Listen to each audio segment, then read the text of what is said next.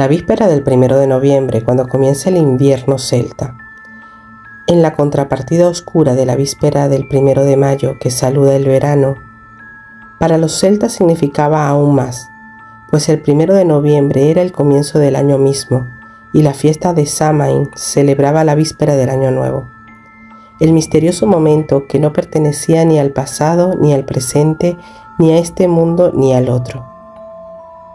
Samhain, Samhain, es la palabra del gaélico irlandés que designa el mes de noviembre, mientras que en el gaélico escocés, Samhain, Samhain, designa la fiesta del All Hallow, el 1 de noviembre, que se corresponde con nuestra festividad de Todos los Santos. Para los antiguos pastores, cuya cría de rebaños solo iba acompañada por una primitiva agricultura, o ni siquiera por esto, mantener a rebaños enteros durante el invierno resultaba sencillamente imposible, de manera que mantenían con vida el mínimo suficiente, sacrificando y salando el resto. Única manera en aquella época de conservar la carne. De ahí sin duda el uso tradicional de la sal en los rituales mágicos como desinfectante contra el mal físico o espiritual. Samhain era la época en que se realizaba la matanza y la conserva, y no es difícil imaginar los nervios que despertaba. ¿Habían seleccionado bien el ganado y sería suficiente? ¿Sería el próximo invierno largo y difícil? Y si era así, ¿sobreviviría el ganado de cría o la tribu gracias a la carne almacenada? Las cosechas tenían que estar totalmente almacenadas para el 31 de octubre, y nada que no hubiera sido recolectado se abandonaba ante la creencia de que el Puka, un duende nocturno capaz de cambiar de aspecto y que se divertía atormentando a los seres humanos, se pasaba la noche de Samhain destruyendo o contaminando todo lo que quedaba sin recolectar. Al parecer, el disfraz favorito de Puka adoptaba la forma de un feo caballo negro. Así, a la incertidumbre económica se añadía un sentido de misterio, pues durante el cambio del año, el viejo moribundo y el nuevo todavía sin nacer. El velo era muy fino. Las puertas de los tumultos se abrían y durante la noche ni los humanos ni los seres mágicos necesitaban palabras mágicas para acudir. En esta noche, también los espíritus de los amigos muertos buscaban el calor del fuego de Samhain y la comunión con sus parientes vivos. Era la Failun Namar, la fiesta de los muertos. Y también era la Failun Moningnum, la fiesta de la diosa de la nieve, la de los cabellos blancos.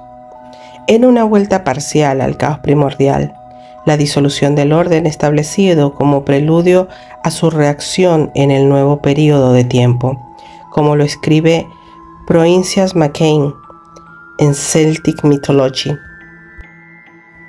Así pues, Samhain era por una parte un tiempo de propiciación, de adivinación y comunión con los muertos, y por otra parte una alegre fiesta para comer, beber, sin olvidar la desafiante afirmación de la vida y la fertilidad en la misma cara de la oscuridad final. La propiciación en los días remotos en los que la supervivencia parecía depender de ella era un asunto sombrío y serio. Indudablemente, se celebraban con sacrificios humanos, o bien de criminales mantenidos vivos con ese propósito, o bien al otro lado de la escala, de un rey anciano. Pocas dudas caben, en cualquier caso, de que estos rituales funerarios se oficiaban con fuego, pues en la mitología celta como en la escandinava, muchos reyes y héroes mueren en Samhain. Con frecuencia en una casa en llamas, atrapados allí por la astucia de mujeres sobrenaturales. La anegación podía seguir a la quema como ocurrió con los reyes de Tara en el siglo VI. Más adelante, por supuesto, el sacrificio propiciatorio se convirtió en simbólico. Los niños ingleses todavía representan este simbolismo sin ser conscientes de ello. En la noche de Guy Fawkes, que ha sustituido la fogata del Samhain, resulta interesante observar que como el fallido asesino de un rey, el quemado Guy, es de alguna manera el sustituto del rey. Es posible que los ecos del sacrificio real de Samhain hayan persistido en los de los animales sustitutos. Nuestro guarda en el pueblo, donde me encuentro ahora, es un erudito investigador del folclore y la historia del condado de Mayo. Nos contó que hasta hace poco tiempo se rociaba con la sangre de un gallo los rincones y esquinas de las casas, por fuera y por dentro, en la víspera del día de San Martín, como encantamiento protector. En la actualidad, el día de San Martín se celebra el 11 de noviembre, que es el 1 de noviembre según el antiguo calendario juliano, un desplazamiento que a menudo señala la supervivencia de una costumbre particularmente no oficial, por lo que da pie a pensar que su origen bien pudo ser una práctica de Samhain. El fin de la costumbre del verdadero sacrificio real, que se conmemora en la leyenda de la destrucción de Ilin Macmidna del City Financier, de quien se cuenta que quemaba el Tara real cada Samhain hasta que Fionn mac Cumhal finalmente le mató. Fionn mac Cumhal es un héroe del tipo Robin Hood cuyas leyendas se recuerdan en toda Irlanda. Compartiendo con algunos conocidos, nos cuentan que en la noche irlandesa de las fogatas y los fuegos artificiales sigue siendo Halloween y todavía se conservan algunas costumbres notables.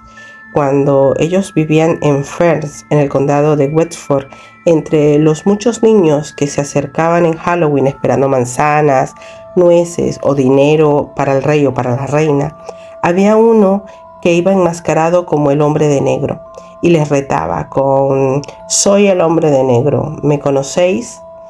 Y ellos debían contestar «Sé quién eres el hombre de negro».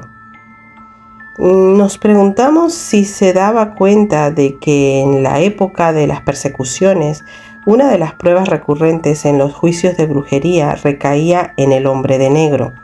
Era el sumo sacerdote de conventículo cuyo anonimato debía protegerse a toda costa. En Escocia y Gales las familias solían encender fogatas de Samhain y se llamaban Samhain en Escocia y Coel Coed en Gales, y se preparaban días antes en el terreno más alto cercano a sus casas. Hasta hace relativamente poco tiempo era todavía una costumbre floreciente en algunos distritos, aunque después se convirtió, como la noche de las fogatas inglesas, en una celebración infantil. La costumbre de los fuegos de Halloween sobrevivió también en la isla de Man. En La rama dorada de Fraser describe varias tradiciones escocesas, galesas y de la isla de Man que aún se conservan y resultan muy significativas, que tanto en estas como en las costumbres del fuego de Beltane que recoge, hay muchas huellas de una selección a suertes de una víctima para el sacrificio, a veces distribuyendo trozos de un pastel recién hecho. En Gales, al extinguirse la última chispa del fuego de Halloween, todos deben salir corriendo repentinamente gritando todo lo que puedan. La cerda negra cogerá al último. Fraser podía haber añadido que en la mitología galesa la cerda representa a la diosa Cerwyn en su aspecto oscuro. Todos estos rituales de selección de víctimas acabaron por transformarse en meros juegos, pero Fraser no dudó de su siniestro propósito original. Lo que una vez fue un serio y mortal ritual ante el gran fuego de la tribu se convirtió en una diversión festival familiar. Fraser también nos cuenta que durante la fogata de Halloween, cuando el fuego se apagaba, se recogían cuidadosamente las cenizas en forma de círculos y se colocaba una piedra dentro. cerca de la circunferencia, por cada persona de las diversas familias interesadas en la fogata. A la mañana siguiente, si alguna de aquellas piedras era encontrada desplazada o dañada, todos creían que la persona a quien la piedra representaba era fey o condenada y que no viviría 12 meses a partir de ese día. Se trata de un grado intermedio entre el antiguo rito de la víctima del sacrificio y la costumbre actual en la fiesta de Halloween de la alegre adivinación mediante las nueces quemadas que saltan del fuego. Este aspecto adivinatorio de Samhain es comprensible por dos razones. En primer lugar, porque el clima psíquico de la estación favorece. Y en segundo lugar, porque la ansiedad hacia el incipiente invierno lo demandaba. Originalmente los druidas eran saciados con carne y sangre fresca hasta que entraban en trance y profetizaban, vaticinando el futuro de la tribu para el año próximo. Pero en el folclore que sobrevivió la adivinación se hizo más personal. En especial, las jóvenes que querían identificar a su futuro marido echaban nueces al fuego para que saltasen, o conjurando su imagen en el espejo. En el condado de Donegal, las jóvenes lavaban 3 veces su camisón de dormir en las aguas de un río o un arroyo y lo colgaban junto al fuego de la cocina para que se secase, y a medianoche, en la víspera de Samhain, dejando la puerta abierta, su futuro marido se vería impelido a entrar y a dar la vuelta al camisón. Una fórmula alternativa aseguraba que el agua de lavar debía cogerse de un pozo por el que pasaran las novias y los entierros. Otro método muy extendido entre las jóvenes consistía en preparar una tentadora comida para que el fantasma, el espíritu, de su marido acudiese y al comérsela quedara prendado. Las nueces y las manzanas de Halloween conservan aún su aspecto adivinatorio en la tradición popular, pero sí la recolección de nueces de Beltane tuvo un significado original referido a la fertilidad. Samhain también era una época de libertad sexual deliberada por razones tribales.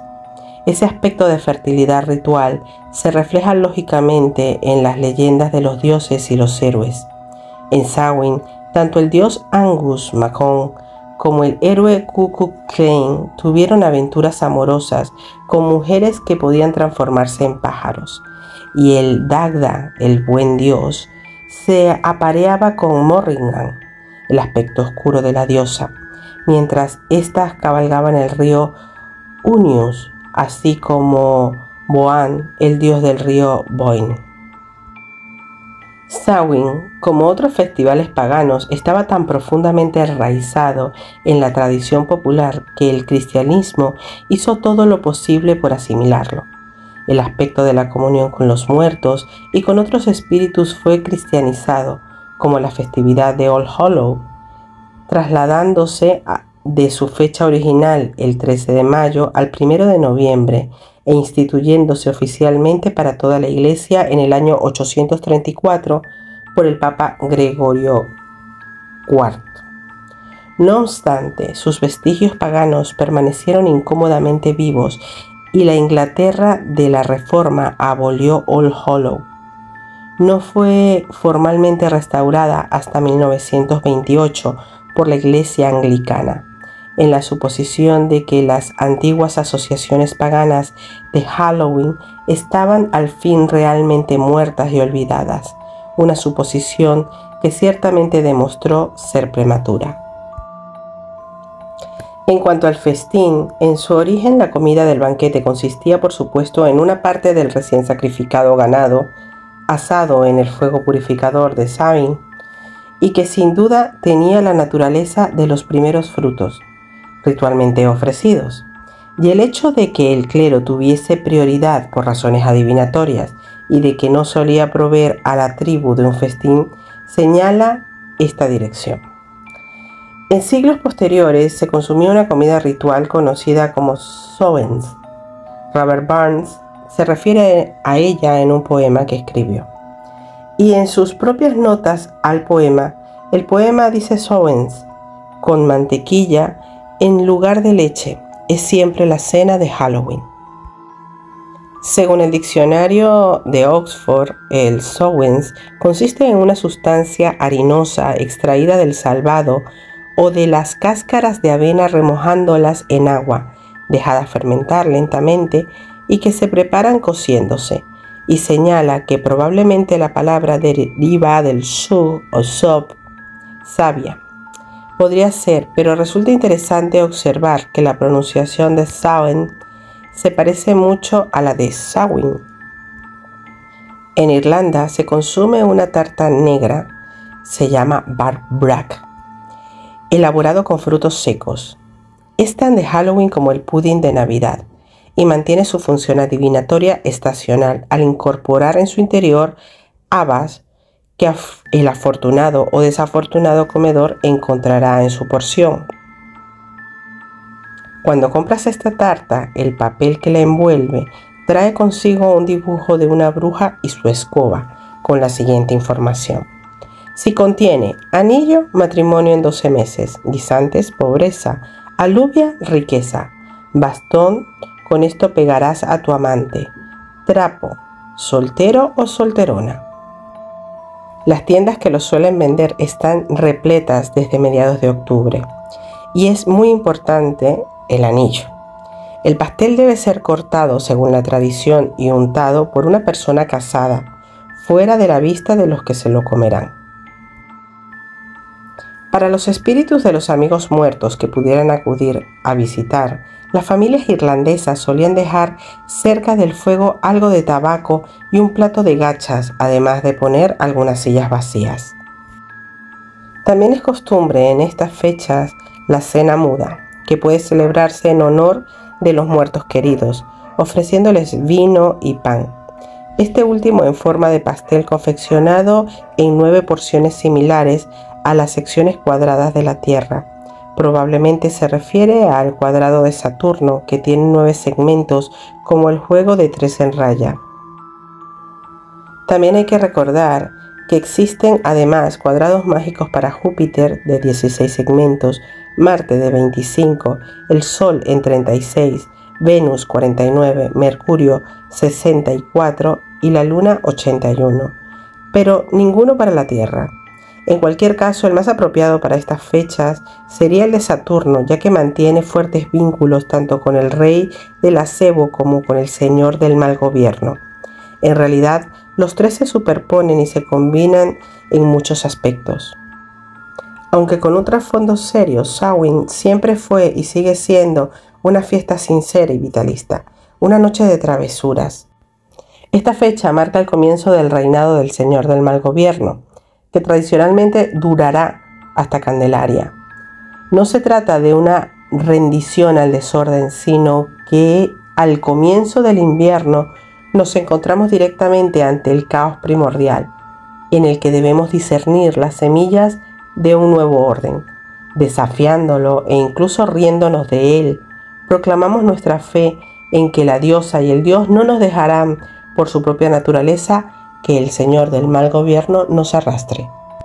Después de haber hecho un breve repaso por las costumbres de Halloween y de Samhain, nos hacemos la siguiente pregunta: ¿cómo hemos de celebrar Samhain los adeptos a la brujería de hoy en día?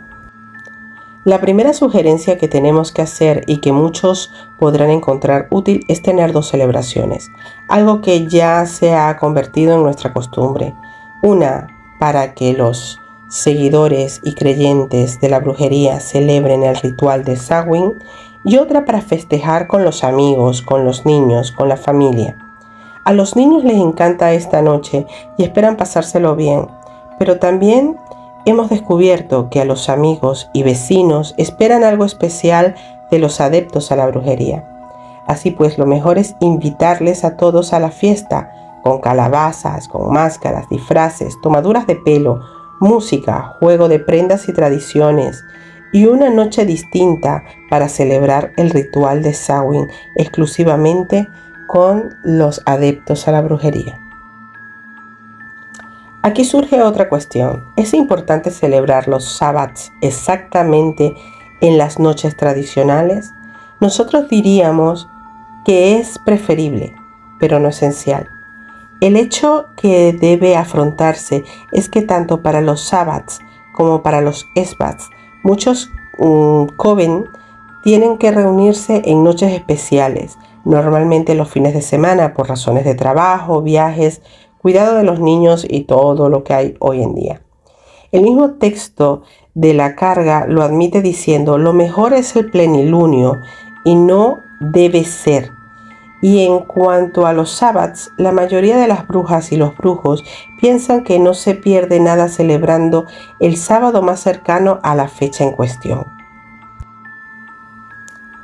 Diane DeMike da en el clavo al hablar del tema de la celebración de los festivales, antes o después de su verdadera fecha. Siempre será mejor tarde que antes, dice, pues se sepa o no, se está trabajando con los poderes de las corrientes mágicas de la Tierra, y estas empiezan en el momento solar real, por lo que al hacerlo antes significa que es el momento más bajo de la marea menguante anterior, lo cual no ayuda mucho. En Samhain, para ser prácticos, hay que tener en cuenta una consideración adicional. En muchos lugares, incluyendo América, Irlanda, zonas de Inglaterra, no está garantizado el necesario aislamiento. Celebrar con seriedad un ritual de Samhain, incordiados por los niños que piden truco o trato, dinero para el rey o para la reina, o por los vecinos que hacen señas con sus calabazas iluminadas desde el jardín, a la espera de ser invitados a beber algo, no es, desde luego, una buena predisposición. Así pues, mejor será aplazar el sábado del Samhain una noche o dos y afrontar la noche de Halloween misma con sus nueces, manzanas, dinero suelto y botellas preparadas para compartir y entregar, o incluso mejor dar una fiesta. No es propio de las brujas hacer nada que pueda desanimar estas celebraciones tradicionales ni fomentar su propia exclusión. Este año nuestra fiesta de Samhain la celebraremos fuera de casa, si el tiempo lo permite, pues Halloween es la noche de la fogata familiar en todo Reino Unido. No divaguemos en temas personales, volvamos al ritual de Samhain, que es de lo que este vídeo se trata.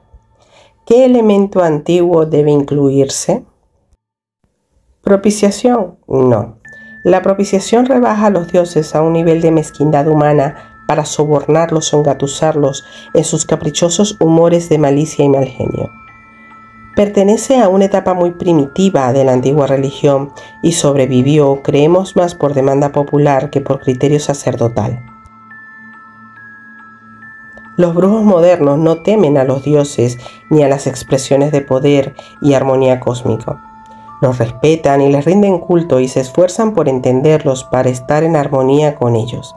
Además, rechazar la apropiación como si de una superstición se tratase, aunque comprensible hoy, desfasada, no significa traicionar la antigua sabiduría, sino al contrario, cumplirla.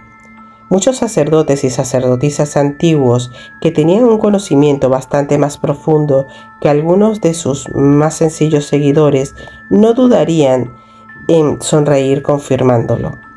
Aunque para ser justos, con estos sencillos seguidores añadiremos que muchos de los ritos que los estudiantes actuales les parecerán propiciaciones, de hecho no tenían nada que ver con eso, sino simplemente se trata de la magia simpática. De esta magia simpática tenemos un vídeo por allí. De lo que sí se trata es de la comunión con los muertos queridos, la adivinación, el festejo, el humor y la afirmación de la vida. Todo ello encaja en el momento del Samhain dentro de los ritmos del año natural, humano y psíquico. Sobre la cuestión de la comunión con los muertos, debe tenerse siempre presente que ellos son invitados, no convocados. El retiro y el descanso entre las encarnaciones es un proceso por etapas. El tiempo que dura cada etapa y las experiencias necesarias, voluntarias o no, que se viven en ella, es una historia muy personal que nunca puede ser conocida en su totalidad, ni por el más íntimo de los amigos que aún vive su encarnación. Por eso, forzar la comunicación con él o con ella puede resultar inútil o incluso perjudicial. Es un error que a nuestro entender cometen muchos espiritistas, por muy sinceros que sean y dotados que estén algunos medios. Los adeptos a la brujería no llaman a los muertos para que vuelvan, no celebran seasons, que es algo que pertenece al espiritismo. Lo que creen es que si los mismos muertos lo desean, acudirán al sábado para participar en el amor y la celebración de la ocasión. Cualquier invitación a los muertos queridos en Samhain o en cualquier otro momento deberá hacerse con esta actitud. De los 8 festivales, este es el que con mayor insistencia se exige el gran rito del libro de las sombras. Si no es posible llevarlo a cabo en su momento, el libro dice que el sumo sacerdote y la suma sacerdotisa deberán celebrarlo tan pronto como puedan, ya sea simbólica o si es posible realmente. Lo más probable es que la clave se encuentre en el que al ser Halloween, el ritual íntimamente vinculado a la muerte y a los muertos deberá concluir con una solemne e intensa reafirmación de la vida. Si se lleva a cabo el gran rito real, por supuesto que los miembros del coven o los adeptos a brujería que acompañan deberán salir fuera de la habitación y todos los recursos enfáticos han de dejarse en manos de la suma sacerdotisa y el sumo sacerdote. No obstante, esta especial significación puede transmitirse al coven cuando regresa, a través de la inmediata bendición del vino y las pastas, administrándose personalmente por la suma sacerdotisa a cada hombre y por el sumo sacerdote a cada mujer, en lugar del reparto en círculo habitual.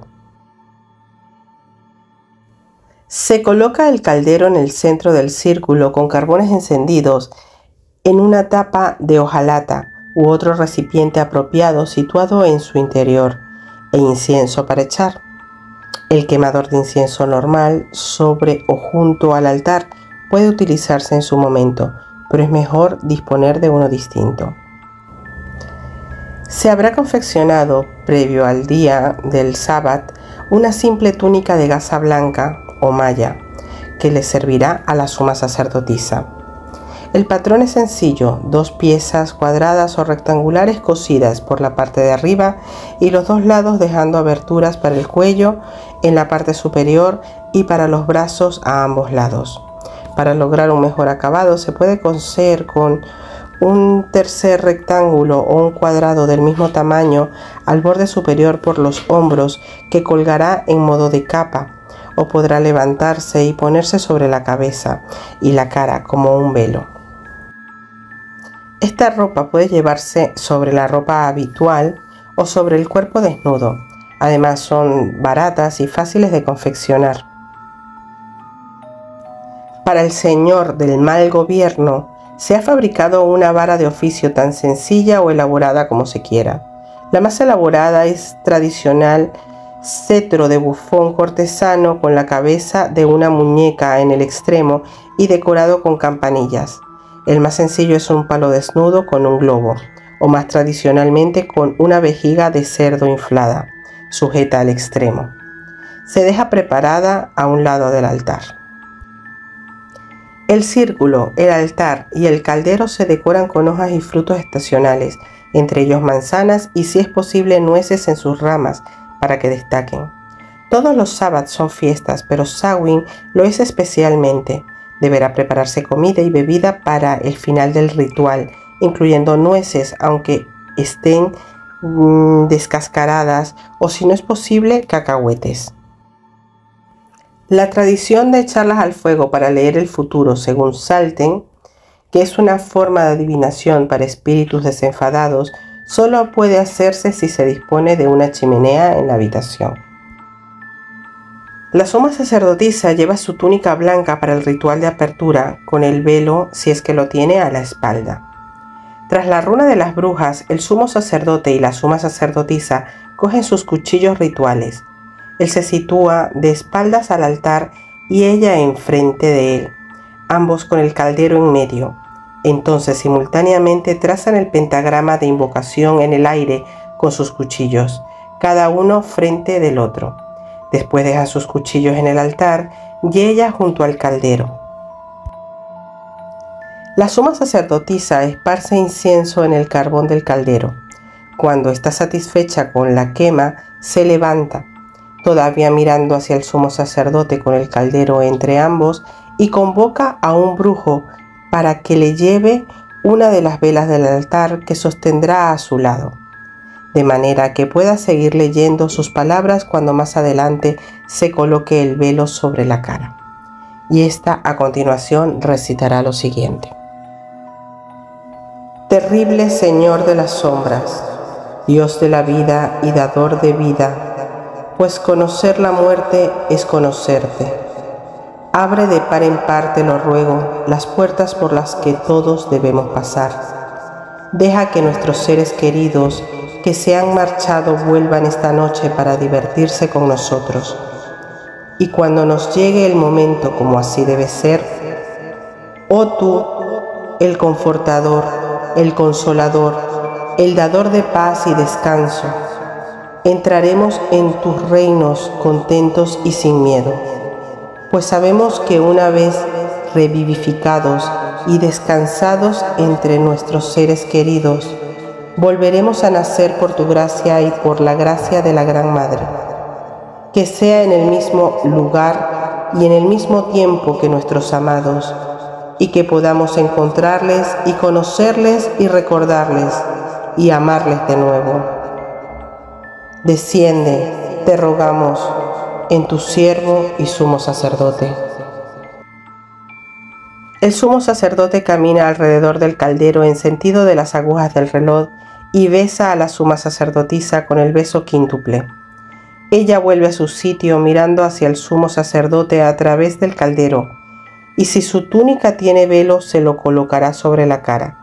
Entonces ella llama a cada bruja por su nombre, que una a una se adelantan y besan al sumo sacerdote con el beso quíntuple. Cuando lo han hecho, la suma sacerdotisa ordena al coven para que se sitúe en corro al borde del círculo, hombre y mujer alternativamente, con la doncella junto a la vela del oeste. Tan pronto como estén todos en su sitio, la suma sacerdotisa dice: mirad al oeste, Esamenti, la tierra de los muertos, donde muchos de nuestros amados fueron a descansar y a renovarse. Esta noche celebramos la comunión con ellos, y mientras nuestra doncella está en la puerta del oeste para darles la bienvenida, yo os convoco a todos, hermanos y hermanas del arte, a mantener la imagen de estos seres queridos en vuestros corazones y en vuestras mentes para que nuestra bienvenida pueda llegar a ellos. Hay misterio dentro del misterio, pues el lugar del descanso entre una vida y otra es también Caer Arianhod, el castillo de la rueda de la plata, en el centro de las estrellas que giran más allá del viento del septentrión. Aquí reina Arianhod, la dama blanca, cuyo nombre significa rueda de plata. A esta, en espíritu, llamamos a nuestros seres queridos, y que la doncella les conduzca moviéndose en sentido contrario a las agujas del reloj hacia el centro, pues el sendero espiritual interior hacia el Caer Arianhod conduce a la noche y al descanso, y se dirige en sentido contrario al camino del sol. La doncella camina lentamente y con dignidad en sentido contrario de las agujas del reloj alrededor del círculo, moviéndose en espiral hacia adentro, completando 2 o 3 círculos antes de llegar al centro. Durante este tiempo, el coven mantendrá un silencio absoluto y se concentra en la bienvenida de sus amigos muertos. Cuando la doncella llega al centro, se detiene frente a la suma sacerdotisa delante del caldero. La suma sacerdotisa levanta la mano derecha a nivel del hombro sobre el centro del caldero, con la palma abierta mirando hacia la izquierda.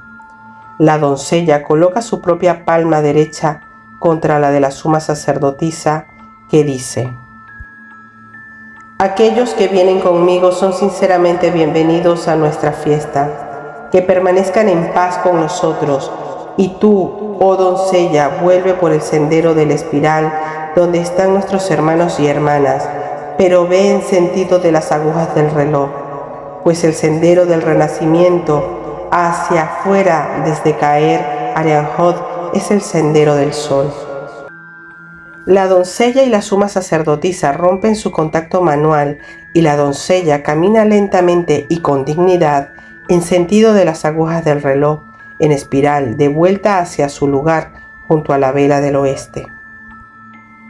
La suma sacerdotisa espera hasta que la doncella llegue a su sitio y entonces dice lo siguiente: que todos se acerquen a los muros del castillo.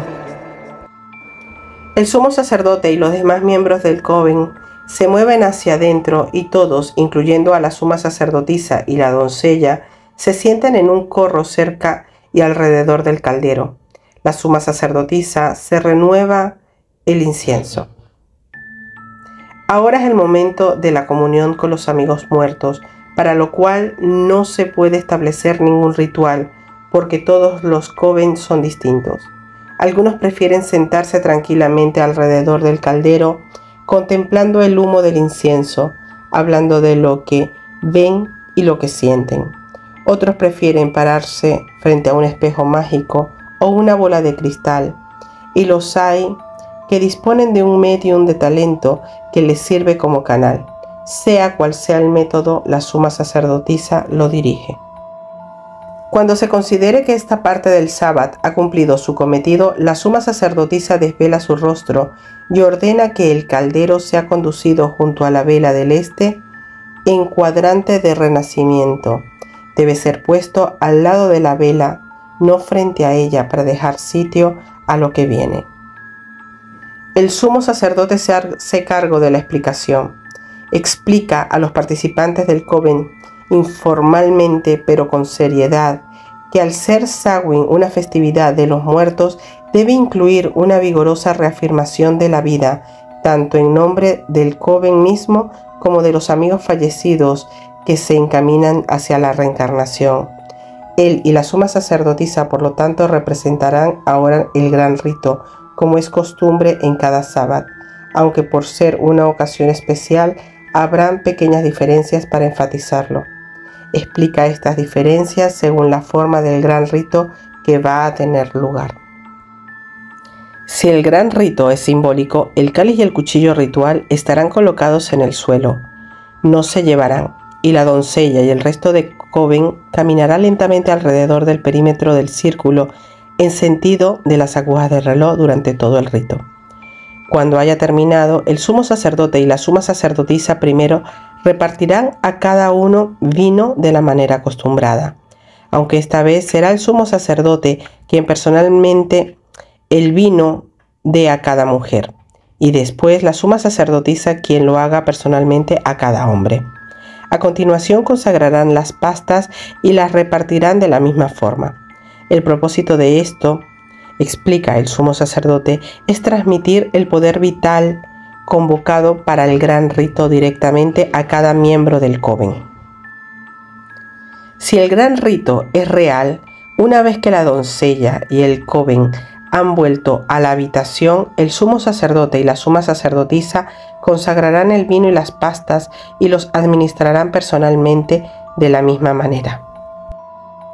Terminadas las explicaciones, el gran rito termina. Después y antes de la fiesta solo queda una cosa por hacer. La suma sacerdotisa coge el cetro del señor del mal gobierno y se lo entrega a un brujo escogido, preferiblemente uno con sentido de humor. Le dice que ahora es el señor del mal gobierno y durante lo que resta del sábado ostentará el privilegio de romper el protocolo cuando le venga en gana y tomarle el pelo a quien quiera, incluyendo a ella misma o al sumo sacerdote. El resto del programa se abandona a la fiesta y los juegos, y si como nosotros al final se acostumbra a colocar fuera una pequeña ofrenda de comida y bebida para el Sai o su equivalente local, Asegúrate de que sea sabrosa y abundante, especialmente esta noche.